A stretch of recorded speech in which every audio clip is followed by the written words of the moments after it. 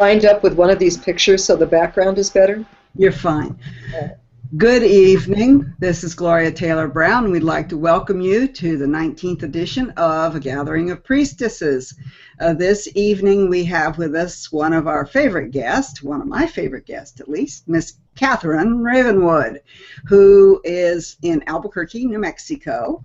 And she's been jaunting about the world, at least the world as far as Nevada, and has a report to us on the rededication of the Temple of Sekhmet. In addition, she's going to be talking about her water altars, which she's famous for, and her book, How to Create Sacred Water. And she's going to reveal just a little bit about her new program, which you're going to be debuting shortly, called 7 Spiritual Directions. But before we get started on that, I wanted to do something because both Kathryn and I usually refer to her as Raven. So if I say Raven, I mean Kathryn Ravenwood, okay? I know there are other Ravens out there, and this is mine. That's right. So, but before we get started on that, Raven's sister Janet and her brother-in-law Pete are both in the hospital, and my husband has just come home from the nursing home, and he's not doing very well. He has the beginnings of pneumonia. So before we get started, I wanted us to join together in energy of the people who are present and also the people who are listening in the future, because we are getting quite a few listeners who are watching this show later on, and doing a brief prayer for health. And if you have someone that you need to pray for, I'd like you to take this moment to bring them in as well, and understand that, you know, the power of prayer is one of those things that we know helps people heal.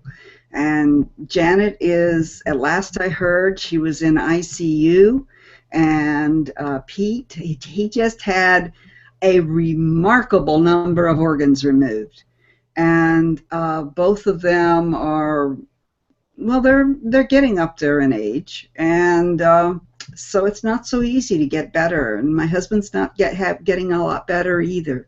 So for them, for your loved ones who may need to be prayed over, and also for the world in general, including the people in Jefferson, Missouri, and other places who are feeling strain and stress, including the mother and father of the young journalist who was executed in Syria. Let's send out a prayer and let's hold it together that for just a few moments here, and pray to Mother, Father, God, to all that is. We bring to you our sorrows. We bring to you our weak ones. We bring to you those of ours who need healing. And we ask you to look down upon us and with your warm and open hands to reach down and provide us with the opportunity to serve as your representatives as we send healing out into the world to Janet, to Pete, to Jay, to Jefferson, Missouri, to all the people who have lost someone or may lose someone in a time near, to all those who are suffering, to all those who feel the loss. We ask you that we may be the vessels for your healing, that we may hold them and with our hands and with our eyes and our mouths represent you here on this earth and on this planet, that we may provide them with healing. Amen. Aho Matakweasin. Aho Matakweasin. Thank you, Gloria. So, to yes, move on from that and let you know that, you know, this is not going to be a sorrowful event, but I did want to get that. So Raven, I'm going to click on you, and then you'll be up there as long as you're speaking. And then we'll be doing the sharing of the slides, of the photos you took in just a moment. But what I first wanted to talk to you about, and particularly for any of our viewers who maybe didn't see you on the other show, which was number 13, by the way. She doesn't have triskaidekaphobia. Was the with Nicki Scully. We do start still with the question, what drew you to be in the path of the priestess? Oh, you're asking me this again. All right. Well, I grew up in the Mormon church, and until I was about 17, that's what I focused on.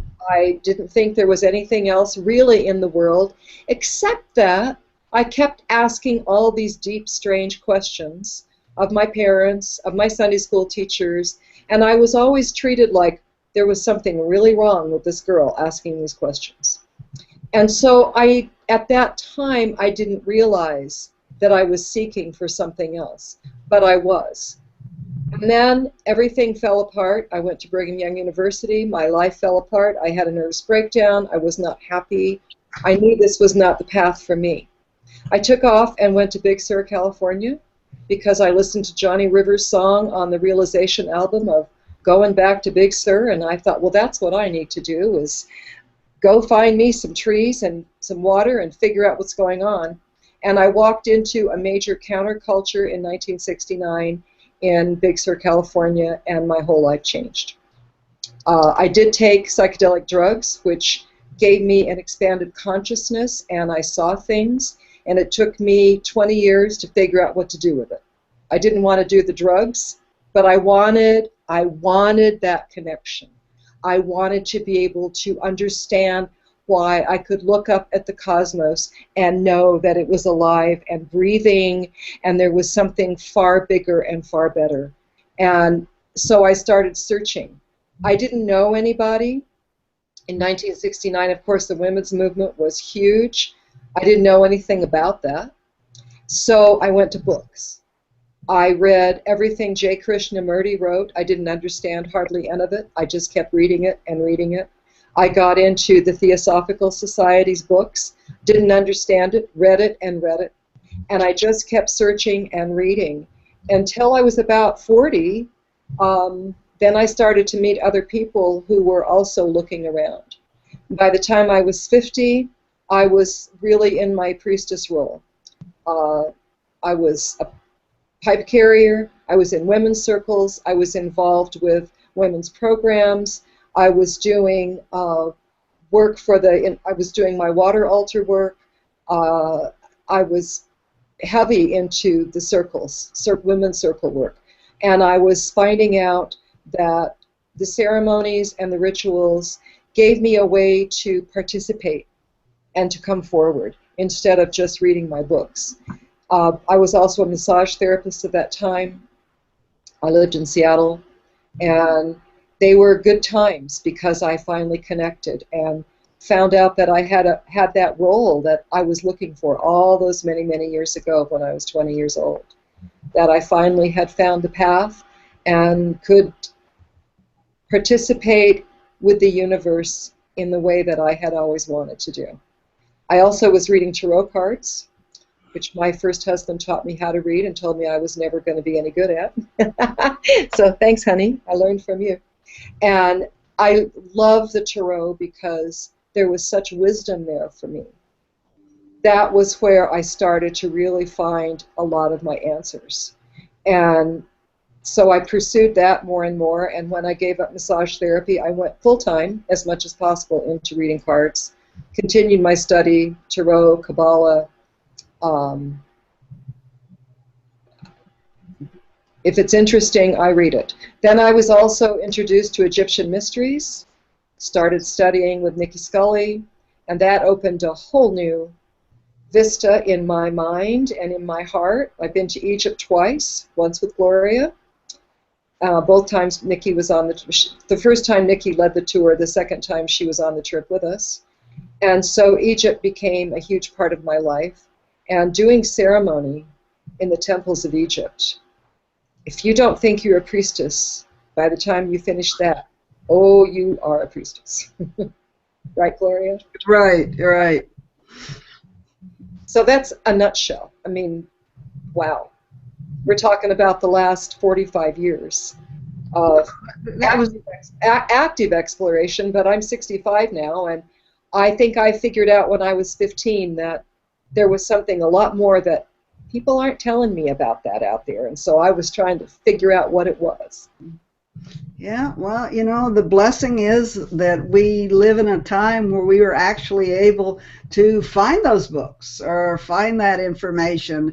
I mean, the children that are now, the information that is available now, just crystallinks.net. If you've never been there, go there. Has thousands and thousands of pages.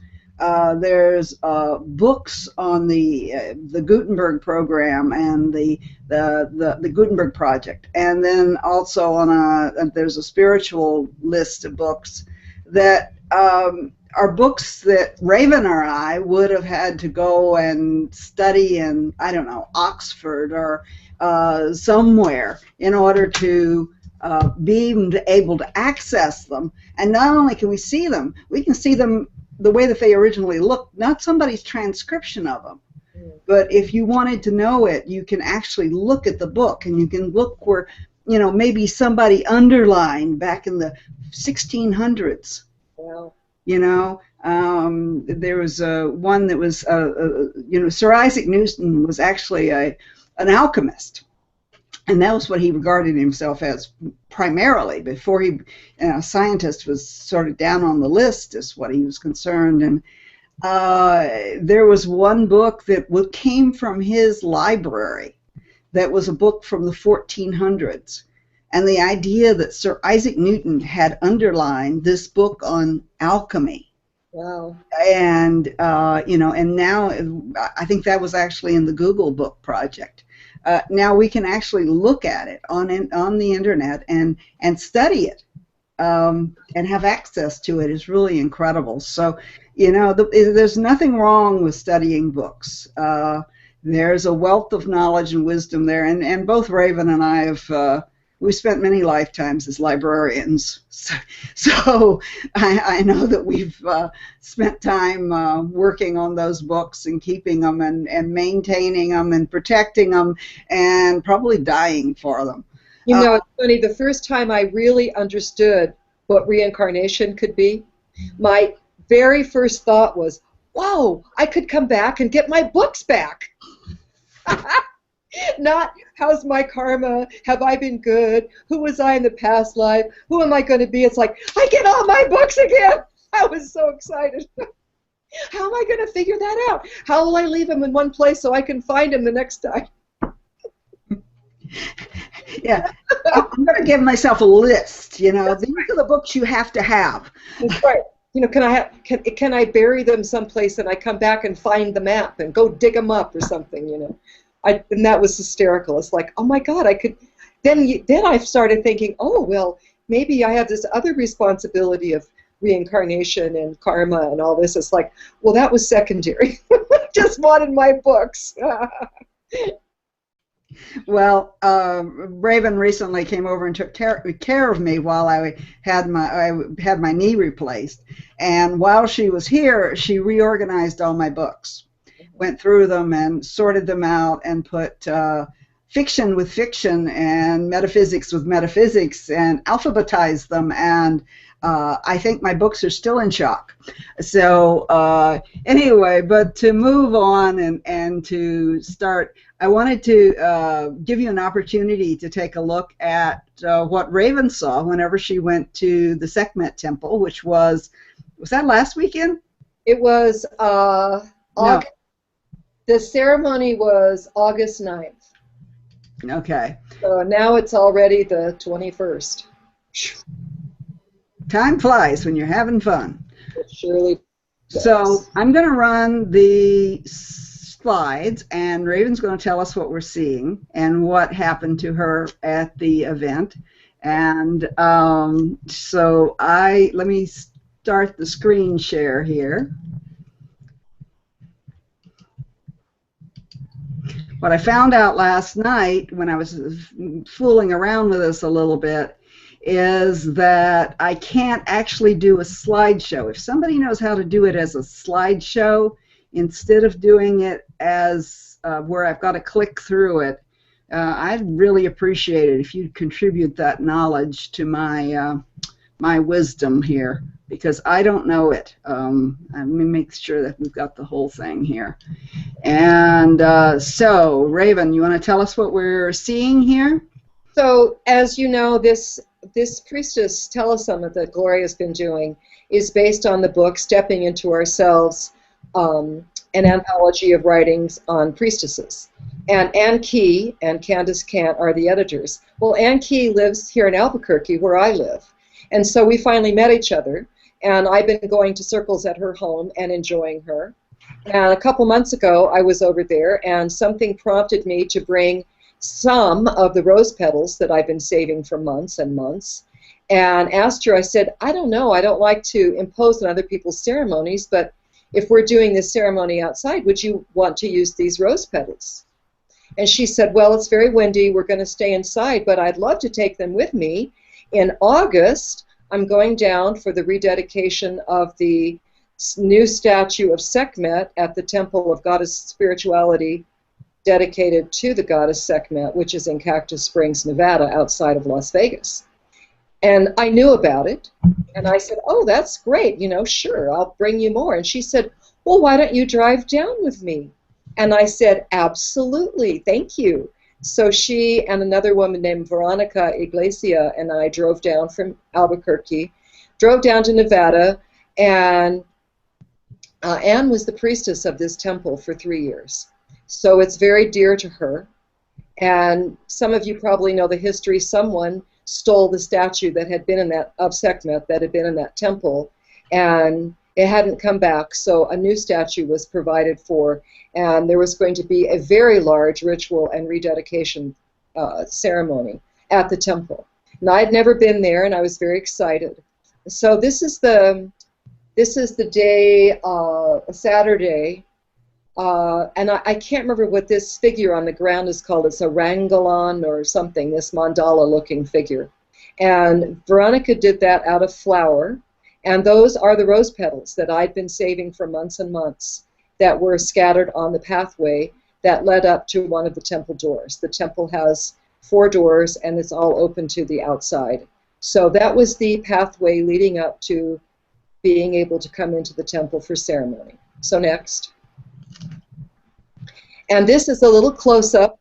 I have many orchids, as those of you on Facebook know I do. They're my babies. And every time the flowers drop, I save them and I put them on my altar, giving them to Sekhmet and to Hathor. And I've been doing this for a long time, and I just put them all in with the roses, and I walked by and looked down and saw this beautiful little dried orchid flower laying there on the ground. It just made my heart so happy to know that this had been laying on my altar, and now it was on the great altar of the temple outside, leading up inside. So go ahead, Gloria. This is the temple of Sekhmet, and it's very beautiful. I'm sure you can go online to study more about it and learn its history and see lots of beautiful pictures of it. But it's not very big, and this is the ceiling open. The roof is open, and you can look up through this beautiful lotus ceiling. Right below that is a large fire pit, so that you can have a fire in the temple. Yep. Click. And there is Sekhmet.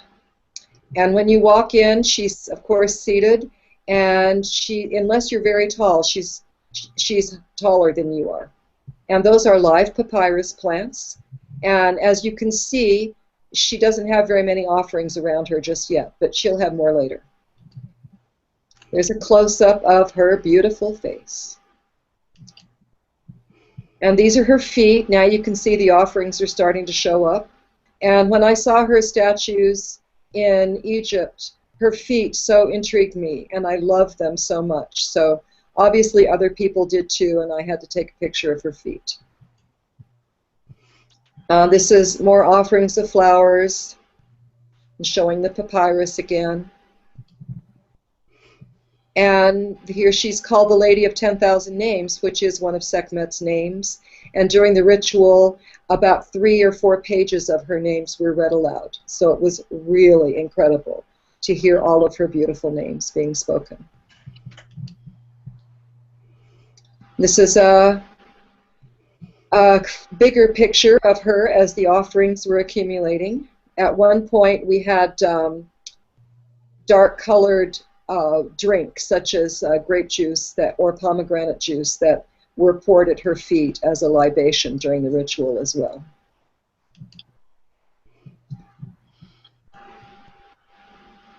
People love Sekhmet. And that's a picture of me with Ann Key. We're standing outside a little pavilion area in the parking. There's a big ceremony. There's a big gathering grounds where you can have many people can have dinner or a meeting. And so these flags, and I'm sorry I don't remember the woman's name, she sends these flags all around the world to gatherings. And people put them up, and then when they're finished, they take them down, package them up, and send them to where they've been told to send them the next time. So the flags are beautiful, and there's a lot of energy with them. So on the left is, in the blue, is Nut, Sekhmet in the middle, and Ma'at on the right. And then around the corner on the right is Taret. And I can't really see who the left is. And these are 3 beautiful priestesses. On the left is Abby McBride, who is the priestess of one of the big circles in Las Vegas. She's a singer, a drummer, there are dancers. I think they're a fire dancing circle.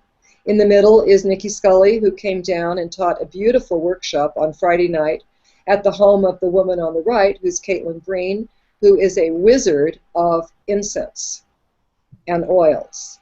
And it was just, the women who were at these rituals were all so high-powered, so intense, so they've been doing these kind of things for so long.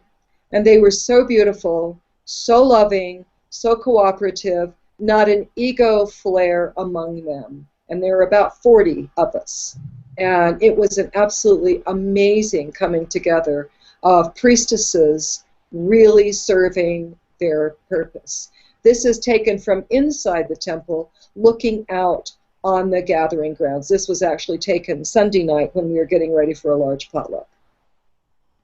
So the Vegas Vortex is Abby's group. Oh, thank you. And you want to talk a little bit about the evening, the all-night long ceremony that you held? All-night long ceremony Saturday night was absolutely amazing. Like I say, there were 35 or 40 women there. That particular one was women only. Since red is the color of Sekhmet, most everybody wore red. I didn't have any red, so I had to do the best I could. I can't tell you everything that happened at the ritual because it was so going off into another place and there was so much going on. They did open her mouth and open her eyes and enlivened the statue through ritual. We honored her, we blessed her, we praised her names, we sang to her, we drummed to her, we made offerings to her, we burned incense to her. We cried, we prayed to her, we chanted. This went on all night. I finally went to bed about 2 in the morning. People stayed awake in the temple all night tending the fire.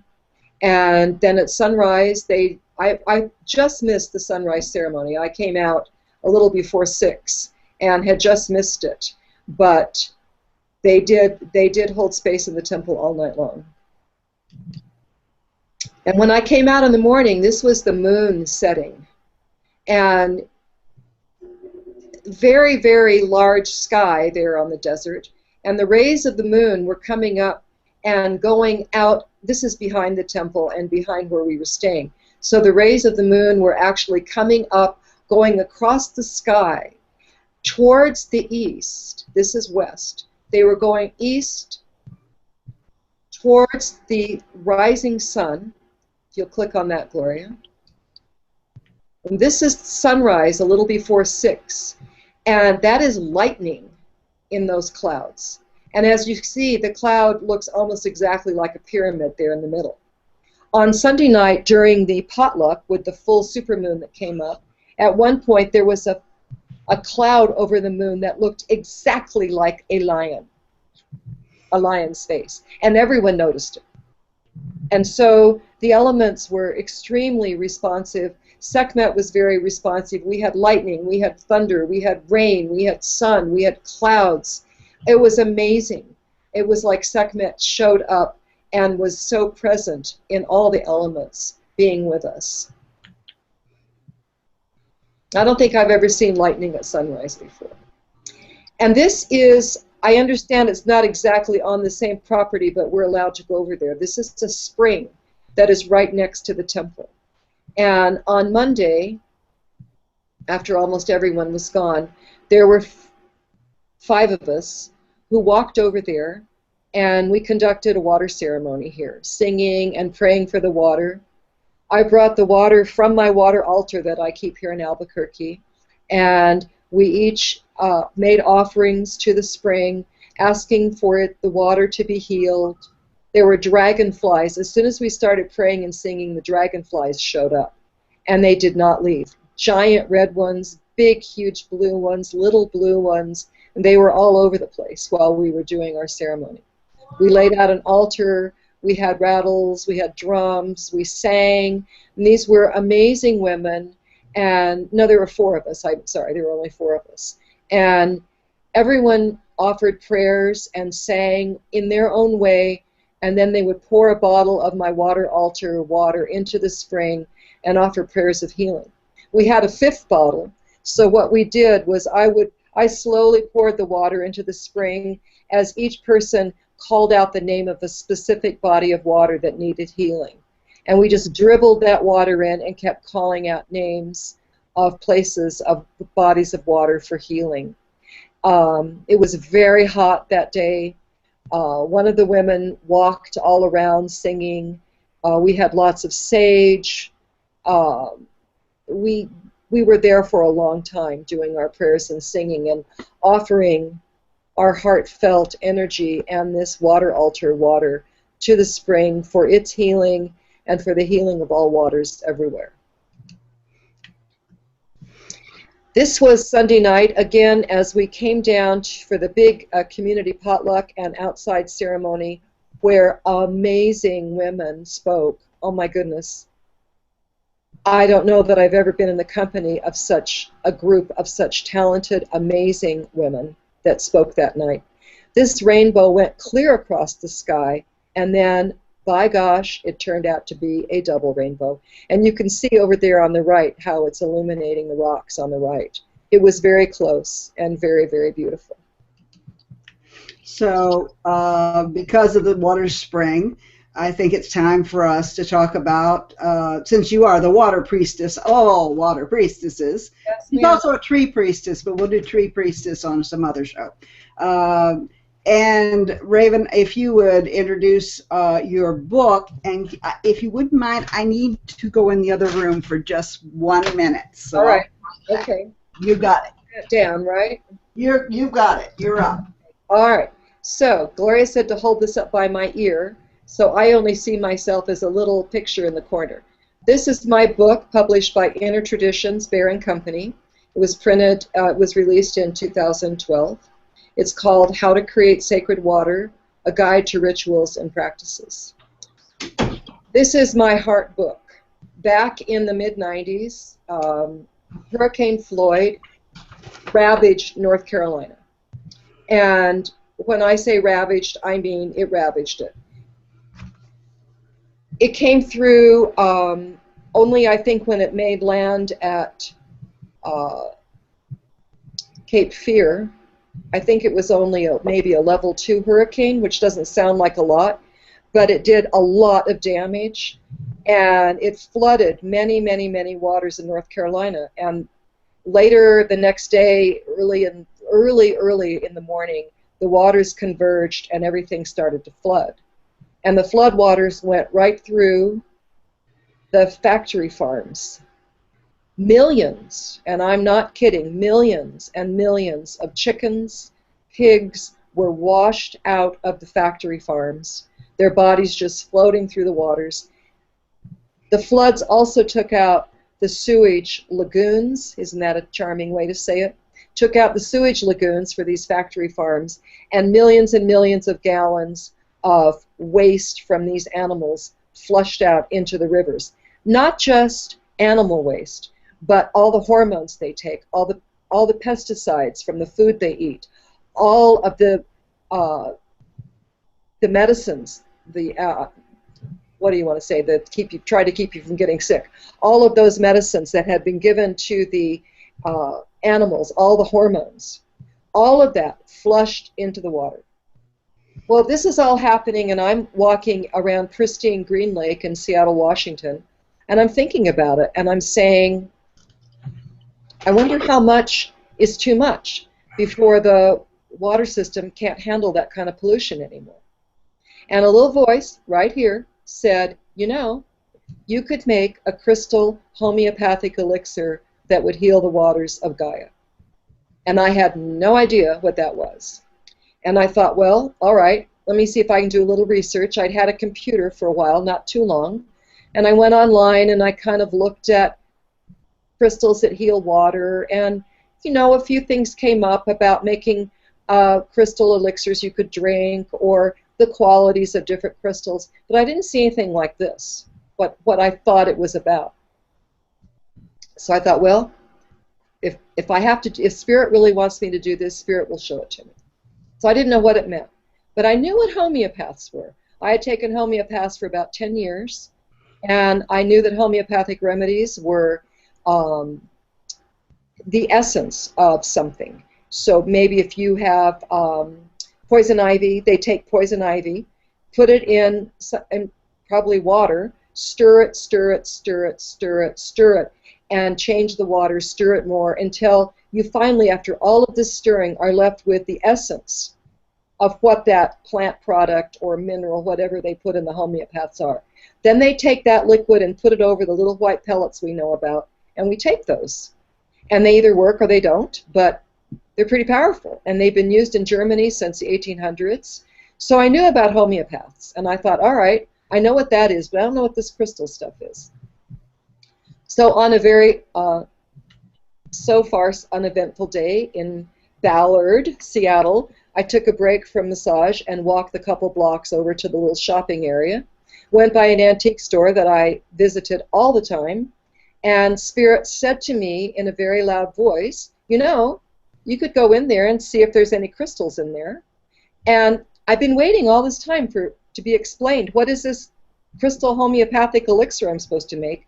Instead of going, oh, thank you, Spirit, let me go do that, I stood outside and I said, well, there aren't any crystals in there, as I'm standing on the sidewalk arguing with Spirit. Well, you could go look. Yeah, but I'm in there all the time. I've never seen a crystal in there. And then Spirit said, go look. So I went running inside, and just drawn to a huge, beautiful display case was a big hunk of amethyst about like this. Never seen crystal in there before or since. There was also a piece about a white crystal about this long and about this thick. I had no idea what it was. I bought the amethyst. I looked at the white one, left it, took the amethyst, went back to my clinic, and started to wash it to get the dust off of it. And I'm like shaking. It's like, oh my gosh, Spirit is leading me on this treasure hunt. And I heard this voice say, why didn't you get the wand? And I thought, wand? What wand? Go back. So I go back.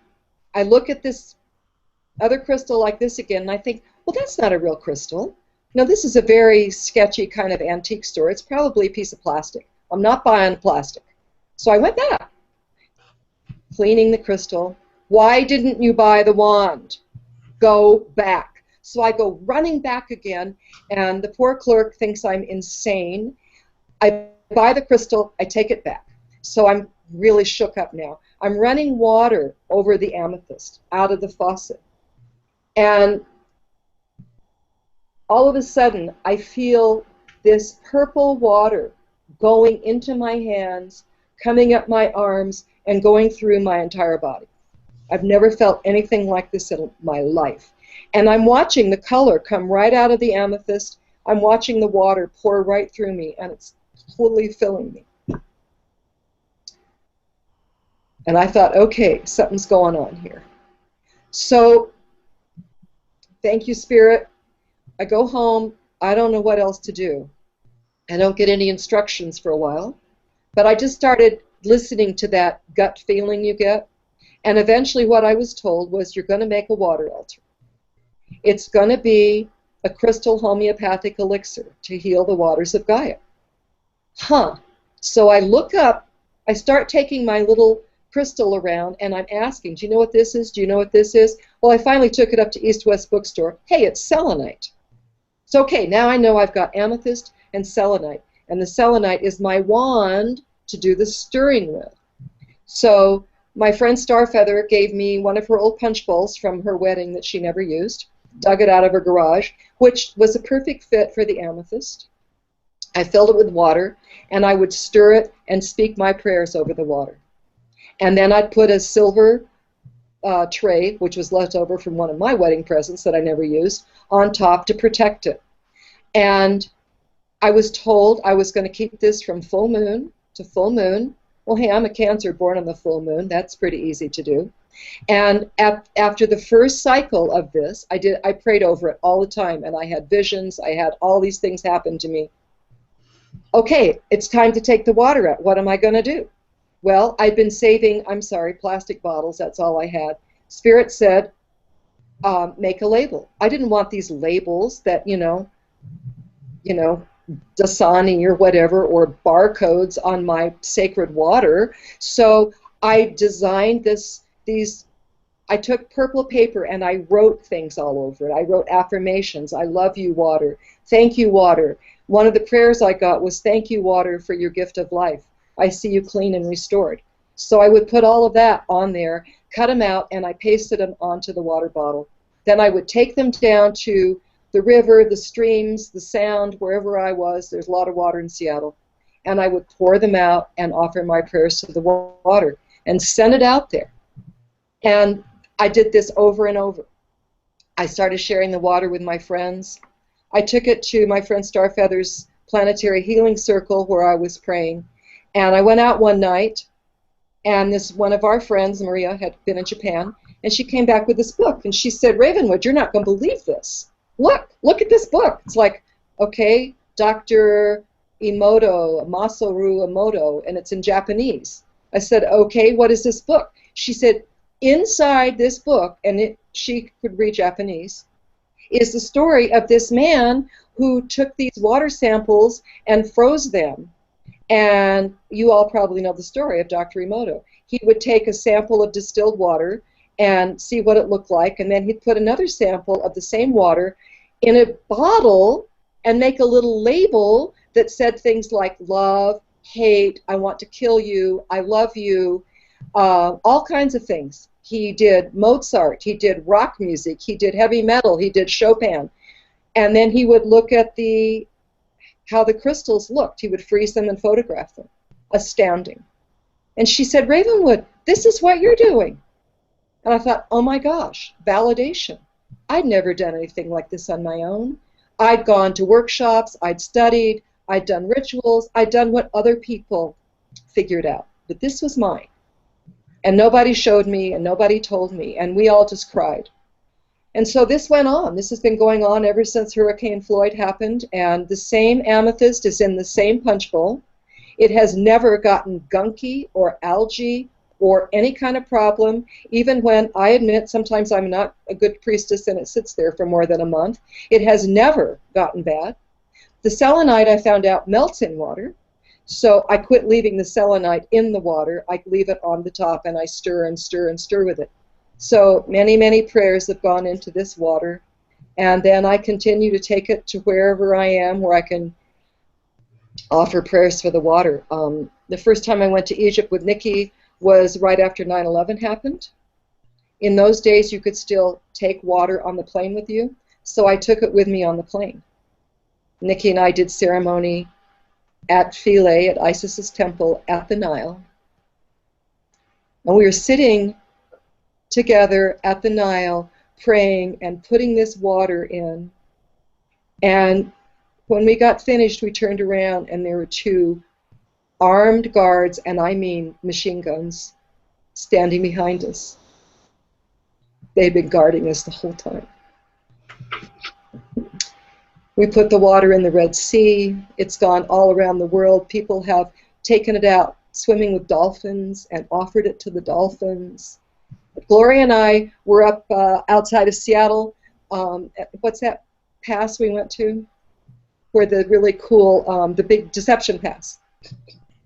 We were standing up on the cliff, and this huge misty cloud was like on the top of us, and it looked exactly like a dragon. And so we threw the water in the air and offered prayers to the water dragons and let it float out over the sky. We had a great time. So that, in essence, is how I got into this water altar priestess stuff. So let's see your book again, and let's make sure people know the title. How to Create Sacred Water, A Guide to Rituals and Practices, published by Inner Traditions, Bear and Company. And it is available on Amazon, and it's also available from Raven, and it's also available from Nicki's Hathor's Mirror website. So there's no excuse for not buying one. If you order it from me, it will cost more than Amazon, but I'll sign it for you. Oh, well, that'll make it more valuable. And I'm down to one copy. I've ordered more from Inner Traditions. All the ones I had stayed in Nevada. You can't see it on here. I was a finalist in the 2013 Southwest Book Awards. So this came in second behind a book on Mary Magdalene. So it is a winner in the Southwest Book Awards, which is New Mexico and Arizona, and it was in the New Age category. So yeah. Well, thank you very much. We really appreciate it, and you're getting better at that story every time you tell it. Well, you know, it's funny. I always think, do people really want to listen to me? But evidently they do. And it's a very beautiful story, and it's very close to my heart. And there's pictures in here of Egypt, and there's a lot of stories about myself, about how, as a little Mormon girl in Wyoming, how I became attached to things like rocks. And back in those days, I could walk out in the prairies alone and be gone all day long with not a soul around me. And I would take the sagebrush off the plants and rub it all over me, up and down my arms, my hands, and then I'd fill my pockets with it. And I'd keep all this sage around me. I collected rocks. I begged my mother to take me up the rock shop so I could spend my allowance and bring crystals home. And one of the interesting things is I used to bring all these rocks into the yard from the alley, and then I'd pour water all over them and see how they changed when I put water on them and hold them. I used to put them in my mouth so I could taste them.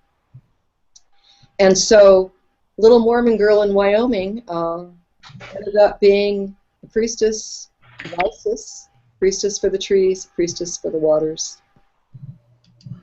Well, that's a lovely story, and in a way, that is a really good segue to where we can talk about your new project, which we will be debuting shortly. Raven is, as you can tell, a consummate teacher. She loves to teach. She loves to train. I have co-taught with her. We have co-taught from Seattle to Albuquerque, and probably in Egypt, and we will probably co-teach many other places. We work very well together. So she has created this project all by herself. It's not mine. It's all hers. And a couple of years ago, she told me that she had this project that she was going to do over a period of time, and it was going to be very deep, and she wasn't sure how it was going to come out. And so we discussed it and discussed what she was doing, and sort of that. And then I started to do this project, and I said, that that project you did, that would be a really good online program for people, because she's already done it once. She's got all the material created, and I said, well, why don't you just create it as an online program?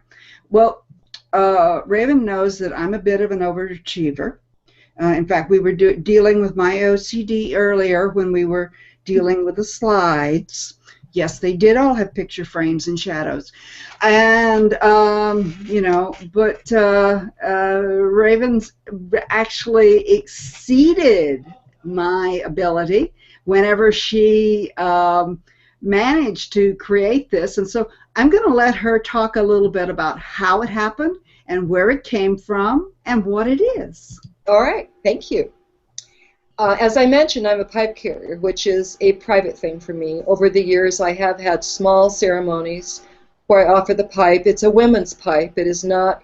I am not Lakota trained. I'm not Native trained. My tradition came from Evelyn Eaton, who was Paiute trained, but she was a white woman. And my sacred pipe came to me through my women's circle. And I've been carrying it since I was 50 years old, so about, well, maybe a little before I was 50, so 15 years or so. And praying with the pipe is praying to the 7 directions. When I started praying to the 7 directions, and I also have, for many years, I've had a whole room that is an altar room that is set up to the directions. So I sit in my altar room, and I can pray to the 7 directions with altars created for each of the directions. It's very powerful. And so I've learned a lot about altars as doorways. I've learned a lot about the directions as doorways, as gateways, and about who and what lives behind those doorways, and how when you open the doorway and it becomes a two-way thing, so they can come in and you can go out. This is very helpful because when you learn the spiritual directions, north, south, east, west, above, below, center, you understand the archetypes and the guides that live with them. And so you are able to, when you recognize, hey, I'm in a West Gate situation, I'm overly emotional, I can't seem to, you know, stop crying, or, you know, I'm entrenched in trying to let go of so much in my life. How much do I have to let go of? Are you kidding me? One more transformation? What is this about? Oh, I might be having a West Gate lesson. Then you know you can turn your focus on the West Gate, get in there, and call in the guides you need to help you with these situations in your life. So this has been very important to me, these spiritual directions. And this is something I've done. Well, all of this began in the mid-90s for me, about really understanding it. Even though all those times in Wyoming when I would lay outside and look up at the stars, I slept outside every night in the summer as a child by myself with a sleeping bag. I got to go camping.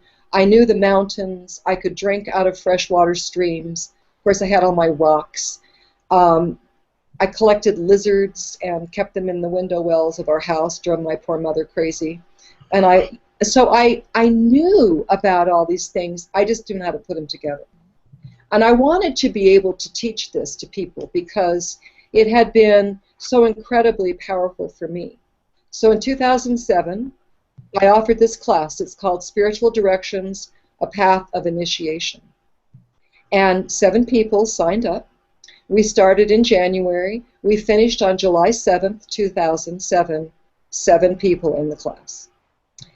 And we spent a month between each direction because I wanted the people in the class to interact with the direction during the month. I didn't want them to go home and go, oh yeah, next week, yeah, we're doing that one. It was homework. It was life work. It's soul work. And the next month would come together and I'd say, well, so how was this month? And everybody had these amazing stories about what happened to them that was related to that direction. And they would all be the same. When we did the South Gate, they all unbelievable, for instance. So it was a powerful course, and I would spend the month doing it with them. because I'd never taught the course before either. And I'm also waiting for the guides to download me with the spirit journeys, with the information. And I remember before one of them, it was the day before class, and they hadn't given me anything yet. And I was pretty panicked. I've been doing everything I could, begging, pleading, rituals, offerings, nothing. No info. And so in desperation, I went to Lowe's. I was building a little patio with patio blocks, and I have this huge cart in Lowe's filled with bags of sand and these stacks of patio blocks, and they start downloading me in the middle of Lowe's. And I remember I looked up and I said, "So now you give it to me?" And some poor guy, with a hammer sticking out of his pocket looks at me, and I'm like, "Oh, you're in Lowe's. You can't talk like this in Lowe's." And they said, "Oh, don't worry, you'll remember it." And so I came home, I remembered it, frantically typing it all out. So this was a very interactive class, not only from the students, but for me as well. So Spiritual Directions, A Path of Initiation, starts out with a spirit journey taking you to your etheric altar or sacred circle. This sacred circle, because we build altars for each of the directions, so it could be a small altar, it could be a huge medicine wheel. Mine looked more like a medicine wheel. It's where you go to do the work. It's not in your house, it's not in Gloria's house, it's not in my house. It's your spirit sacred circle. And you learn to journey there. So the first time you go, for my students, it turned this way. This is what I was told it would be, and that's how it worked for them. At first, it was just kind of a blank circle. And then each month, we would open one of the gates. So for the west, we would open the gate, and we called in Bear. And Bear would come through the gate, and the water would come through the gate. And depending on what all we talked about and did, these things came through the gate, and they anchored in the sacred circle. And the west gate, open. Then we would do the north. We called in Buffalo. We called in the ancestors. We called in the mountains and the snow. The north gate would open. All that comes in. It anchors in your sacred circle. So the next time you go back to it, you walk in, you walk around the circle. Oh, there's the west gate open. All that stuff is there. All those people are there, all around the circle. So that by the time we did above and below, you have a very full circle. All the gates are open. Many guides are there. Many lessons are there. Many gifts are there. And when I do spirit journeys, I always offer gifts to the guides at the end. And they always give you gifts. That's the way we do it. By the time we come to the center, everything gets woven together in the center. And Grandmother Spider does that. And so we have big, major spider energy for the center that weaves everything together. So by the time you're done, you have learned only the basics of the directions, because there's no way I can spend an hour calling in the directions, and Gloria knows I've done that many times. There's so many layers to them all. We have a very basic beginning. And then also in the course, I give you about a page of journal opportunities that are related to that direction. So you have things to maybe write on, work on, activities to do while you're working with that gate. You might spend a month in between, you might choose to spend a week in between, or you might come back to them later, but we have journal opportunities in there that give you a chance to explore through writing, through art, through experience, through meditation, other ways that you can connect.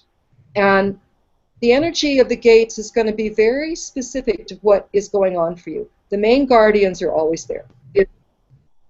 What's that? Nothing. It's just you froze for a moment. Yeah, we're freezing a little bit here. The guardians are always there. The energies are always there. The archetypes are always there. But they layer down so much. And they'll be very specific for what you need. So at some time, you might go through the south gate and expect coyote, and you might get Sekhmet instead. Or you might get swan, or you might get mouse. You might get a lesson on relationships. You might get a lesson on power. You might get a lesson on the great old mirror, how you look at people and see all the things in them you don't like about yourself. So it depends on where you are, what you need to do, how you're asking, but this class teaches you to be in relationship with the guides, to be in relationship with these directions. Nutshell.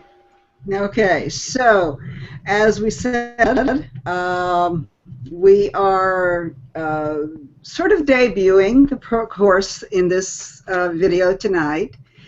We will be doing a full hour introduction class, which will be separate from a gathering of priestess. I've decided that I just don't like the idea of selling within this framework. It feels wrong to me. And I want this to be pure training, pure video, and that whenever we are offering a project, and we're going to be offering a number of projects. And we've got another project which is an astrology project from Andrea Goodman that's coming up. That is incredible. Wow. And I believe Rabbi Jill Hammer also has a program that we're going to be offering, and we have a program from Pam Eakins that we're going to be offering. But Raven's program is going to be the first one we offer, and that's going to be an introductory program. You will get an email about it. You'll obviously get a Facebook listing. We'll have a Facebook page for, as I had to go in and get the domain name. It's now 7 Spiritual Directions. Spiritual Directions was taken. So you will get some information on it, but I wanted Raven to let you know just a little bit about it tonight. And whenever she does the introduction, she'll also do a couple of journeys so that you can get the feeling for what it is that she does. Raven is absolutely gifted, and if you get her, I'm frozen again, if you get her water altar book, in there are a number of journeys that you can read, and I keep nagging at her that I want her to put those into audio, and maybe that'll be our next project. But there also is a very detailed section in the middle on how to create an altar. Everything, yeah. How to go out and talk to the sage plants about if they're willing to be sage and smudge for you, to creating an altar, to maintaining an altar, to if you decide you don't want to do this anymore, how to take an altar apart and be done with it, how to clean it. And believe me, when you have an altar room like I do, it takes multiple days just to clean the altar, and how, let alone rearrange them or make new altars. So there's a very detailed section in the middle of the book for people who have never done an altar, so that you can be guided through that. Now, you don't have to have a whole room in your house. No, you can have a very small altar. You can have an altar can be a cup of water, a crystal, a feather, a candle, on a little piece of napkin, if you want it to be. That's right. Or it can be like Raven's and take over your entire third bedroom. That's right. Well, that's not my fault. They told me they wanted it.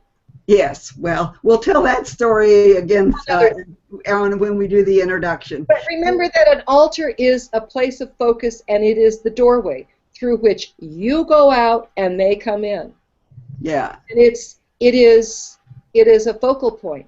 All the trappings, all the tchotchkes that you put on them, that's for your benefit so that you can focus, or because you're just into the fawning and adoration of them, which I am. But Gloria's right, it can be a little napkin, but it's a sacred place that nothing else is used on.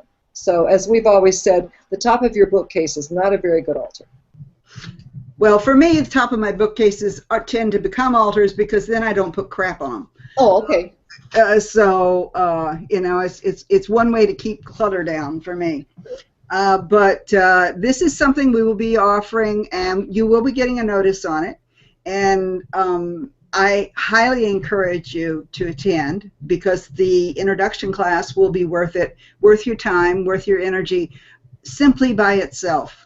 And we're going to be keeping this a relatively modest price, and we want to do this sort of as a, it's not going to be announced to everybody. It's just going to be to the people who've been listening to these shows, because we want to try it out and we want to get some feedback on how it works. And, maybe there's some spaces, but this is like, she's written a 180-page book that goes with this, and it has 22 journeys, all of them recorded.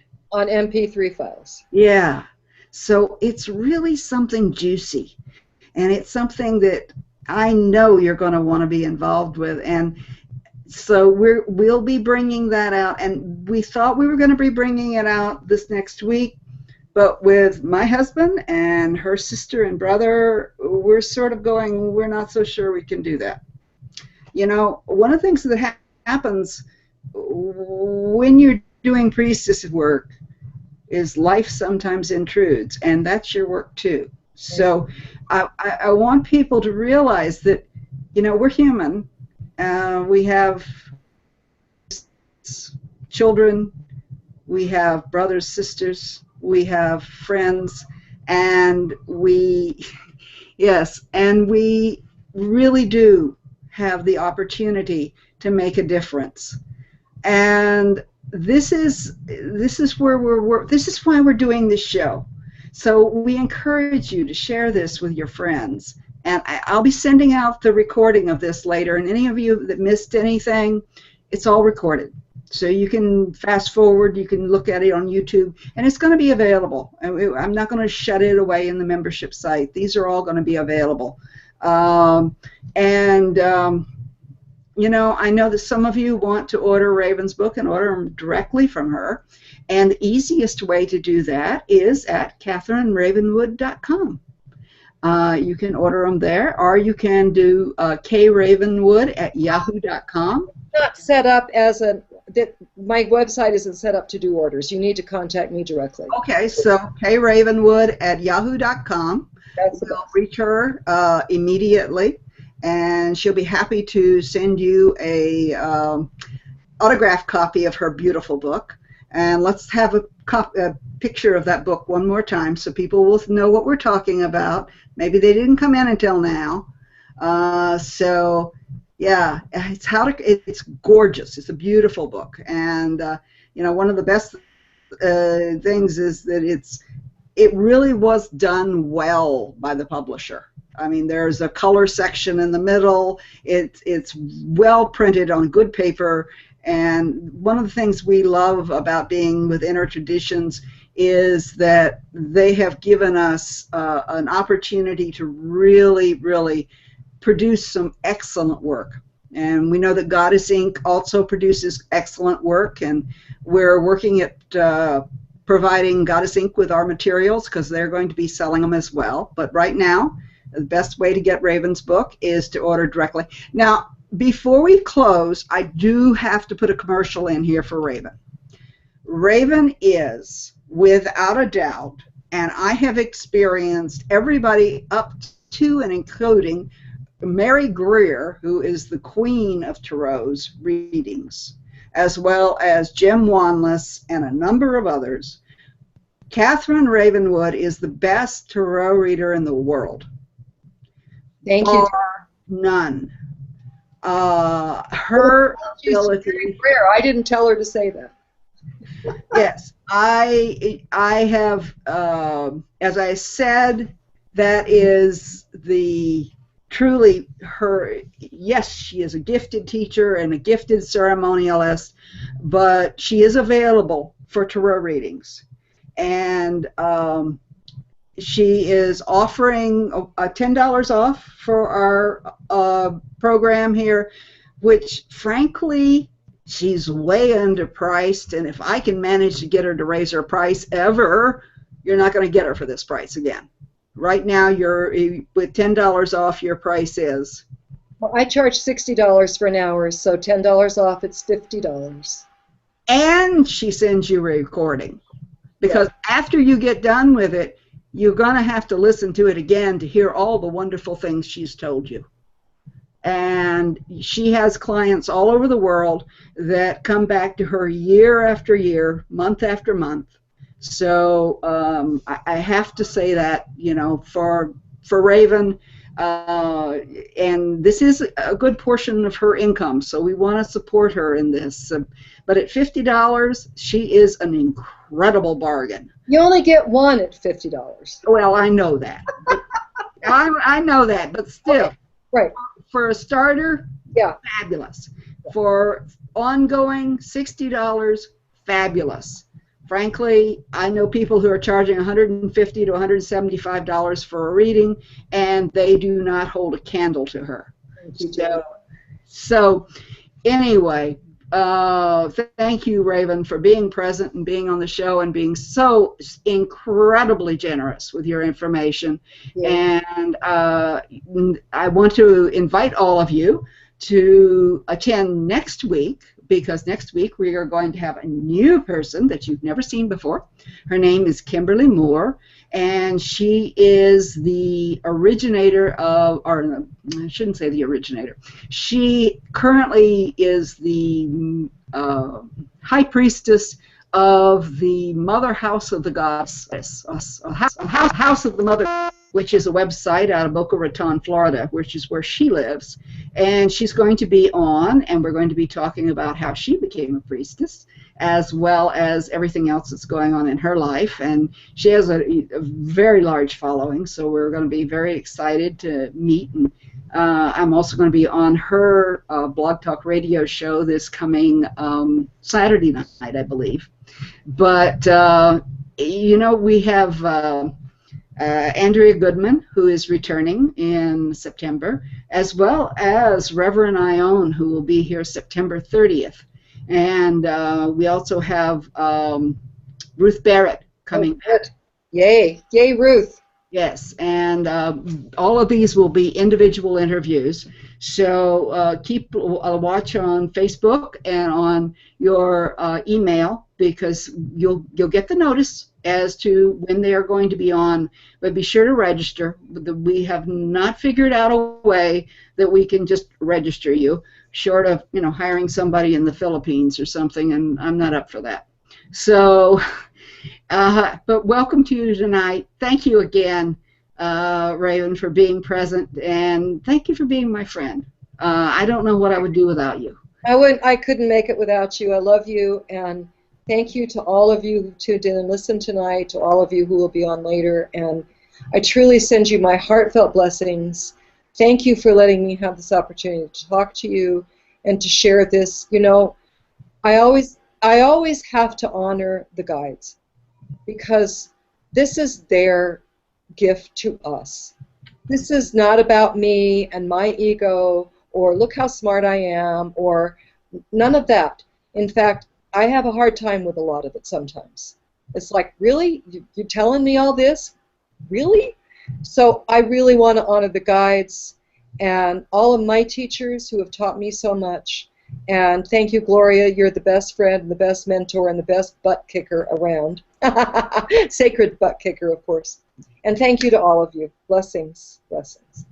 So thank you and good night, and we'll see you again next week. Same time, same channel.